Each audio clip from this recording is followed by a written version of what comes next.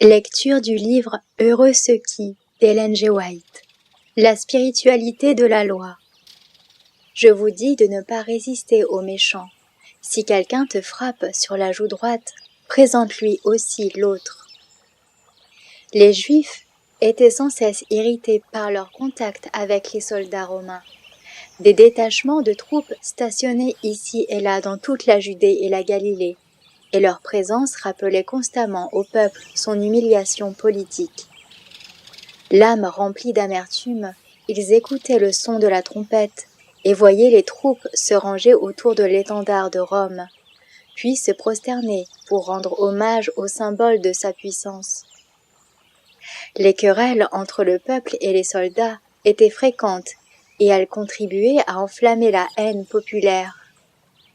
Il arrivait souvent qu'un officier romain, traversant la contrée avec son escorte, obligeât les paysans juifs qui travaillaient dans les champs à porter des fardeaux jusqu'au sommet de la montagne ou à rendre tout autre service de ce genre.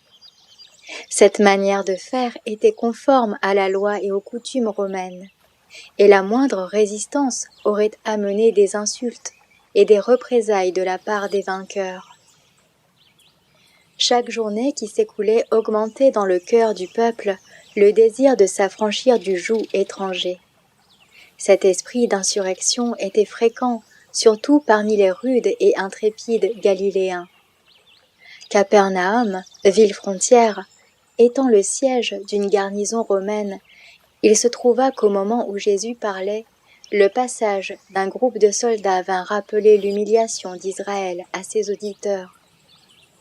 Le peuple, qui voyait en Jésus celui qui devait humilier l'orgueil romain, dirigea instinctivement ses regards dans sa direction. Avec pitié, Jésus considère les visages de ses auditeurs tournés vers lui. Il voit que l'esprit de vengeance les a marqués de son sceau, et il sent combien est ardent leur désir d'écraser l'oppresseur. Il les exhorte par ces paroles. « Je vous dis de ne pas résister aux méchants. Si quelqu'un te frappe sur la joue droite, présente lui aussi l'autre. » Ces paroles n'étaient qu'une répétition des enseignements de l'Ancien Testament. Il est vrai que la règle « œil pour œil, dent pour dent » figurait dans les lois communiquées par Moïse, mais c'était une ordonnance juridique. Rien ne justifiait la vengeance personnelle. L'Éternel avait dit « Ne te réjouis pas de la chute de ton ennemi. Si ton ennemi a faim, donne-lui du pain à manger. S'il a soif, donne-lui de l'eau à boire, car ce sont des charbons ardents que tu amasses sur sa tête. Ne dis pas, je rendrai le mal. Ne dis pas, je lui ferai comme il m'a fait. » Proverbe chapitre 24, verset 17, chapitre 25, versets 21 et 22, chapitre 20, verset 22, chapitre 24, verset 29. Toute la vie terrestre de Jésus fut une manifestation de ce principe. C'est pour apporter le pain de vie à ses ennemis que notre Sauveur quitta sa demeure céleste.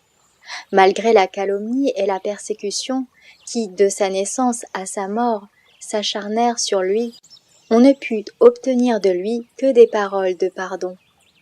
Par la bouche du prophète Ésaïe, il déclare « J'ai livré mon dos à ceux qui me frappaient, et mes joues à ceux qui m'arrachaient la barbe. Je n'ai pas dérobé mon visage aux ignominies et aux crachats. » Ésaïe chapitre 50, verset 6. Il a été maltraité et opprimé, et il n'a pas ouvert la bouche.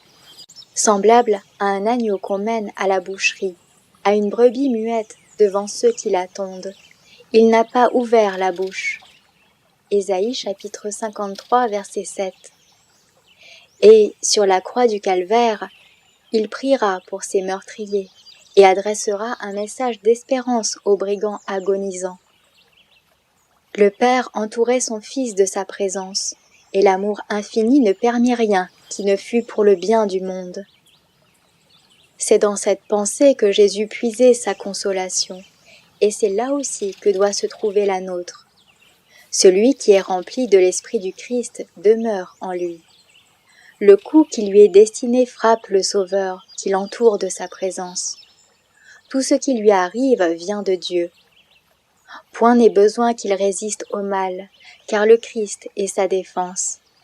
Rien ne peut l'atteindre sans la permission du Seigneur, et toutes les choses permises concourent au bien de ceux qui aiment Dieu. Romains chapitre 8, verset 28. Si quelqu'un veut plaider contre toi et prendre ta tunique, laisse-lui encore ton manteau. Si quelqu'un te force à faire 1 000, fais-en 2 avec lui. Matthieu chapitre 5, versets 40 et 41.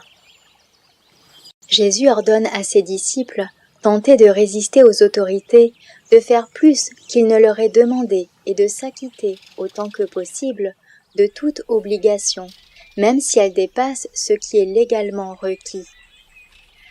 La loi transmise par Moïse enjoignit aux Juifs de témoigner de grands égards aux pauvres. Lorsqu'un malheureux donnait son vêtement, comme gage de sa parole ou de sa dette, le créancier ne devait pas même entrer dans sa demeure pour le chercher, mais il devait attendre dans la rue qu'on le lui apportât.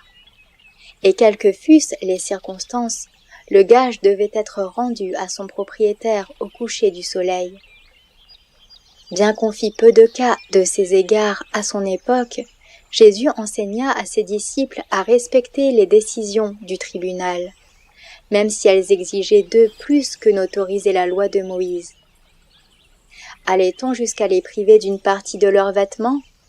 Ils devaient se soumettre et accepter la décision. Bien plus, ils devaient rendre son dû au créancier et lui céder même, s'il le fallait, plus que le tribunal ne lui avait accordé. Si quelqu'un veut plaider contre toi, leur disait-il, et prendre ta tunique, laisse-lui aussi ton manteau. Et si les courriers de l'empereur te forcent à faire 1 000 avec eux, fais-en 2. Jésus ajoute, « Donne à celui qui te demande, et ne te détourne pas de celui qui veut emprunter de toi. » Par Moïse, Dieu avait d'ailleurs donné cette injonction. Tu n'endurciras pas ton cœur et tu ne fermeras pas ta main devant ton frère indigent. Mais tu lui ouvriras ta main et tu lui prêteras de quoi pourvoir à ses besoins. Deutéronome chapitre 15, versets 7 et 8. Ce texte complète les paroles du Sauveur. Le Christ ne nous enseigne pas à donner aveuglément à tous ceux qui demandent la charité, mais il dit « Tu lui prêteras de quoi pourvoir à ses besoins ». Et ce sera un don plutôt qu'un prêt, car il est dit « Prêtez sans rien espérer ». Luc chapitre 6, verset 35.